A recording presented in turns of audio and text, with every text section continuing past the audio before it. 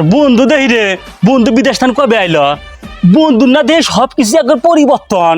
High high, এই রে কিসের কাম কাজ, বন্ধুরা তাকে দেয়া হয়ে আসি আমি যাই।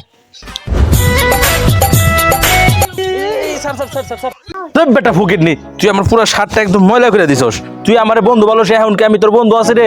আমি এখন বড় লোক হয়ে গেছি, কোটিপতি হয়ে গেছি বিদেশ যা। তুই এগুলা বোঝস না? তুই আগে আমার লেভেলে আয়, তারপরে আমার বন্ধু বলিস।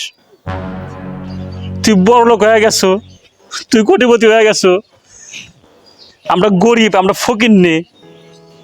দোস্ত তুই মনে হয় আমার হাতে মজা হইতে আছো, তাই না? তুই আমার হাতে মজা হরিস না দোস্ত।